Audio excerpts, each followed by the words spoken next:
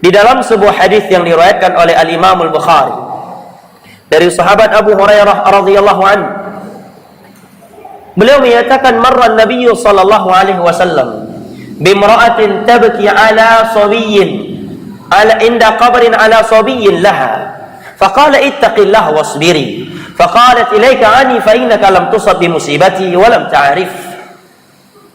Suatu ketika Nabi sallallahu alaihi wasallam melewati seorang wanita yang sedang menangis di depan sebuah kuburan bayinya yang baru meninggal. Dan kita tahu bagaimana kesedihan seorang ibu yang baru saja meninggal bayinya, melebihi kesedihan seorang suami. Nabi melihat ada seorang wanita menangis di depan sebuah kuburan bayinya yang baru meninggal. Maka Nabi pun berkata, ittaqillaha wasbiri. Wahai fulanah, takutlah engkau kepada Allah dan bersabarlah. Karena dia tahu, dia tidak sadar bahwa yang sedang menegurnya itu adalah Nabi sallallahu alaihi wasallam. Maka dia menyatakan, ilaika anni fa innaka lam tusab bi musibati. Ja yang pergi. Pergi kamu belum merasakan musibah yang sedang saya rasakan. Walam ta'rif, dia enggak sadar bahwa yang menegur dia tersebut adalah Rasulullah sallallahu alaihi wasallam. Falamma ukhbirat bi annahu Rasulullah sallallahu alaihi wasallam atat ila baitihi wa lam tajid 'indahu bawabin.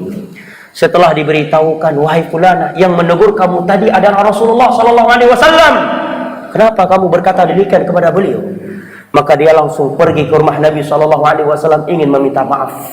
Dan Nabi sedikit pun tidak marah kepadanya dan tidak mencelanya. Nabi hanya berkata kepadanya, innamas sabru 'inda sadmatil ula. Wahai fulanah, sesungguhnya sifat sabar yang bernilai ibadah, sabar yang terpuji itu adalah di awal musibah, bukan setelah terjadinya musibah. Adapun bersabar, mengucapkan innalillahi wa inna ilaihi raji'un setelah berlalunya waktu kesedihan, berlalunya waktu musibah, semua orang mampu. Semua orang bisa. Tetapi di saat istri kita tiba-tiba diwafatkan oleh Allah, anak kita tiba-tiba dimatikan oleh Allah, rumah kita tiba-tiba ditenggelamkan oleh Allah ke dalam bumi, Allah matikan seluruh anggota keluarga besar kita, kita hanya tinggal sebatang kara. Di saat itu, mampukah kita mengucapkan innalillahi wa inna ilaihi raji'un? Mampukah kita bersabar? Mampukah kita mengucapkan alhamdulillahi ala kulli hal? Ataukah tidak? Disitulah sabar itu akan bernilai ibadah, dan itulah bukti keimanan seorang hamba.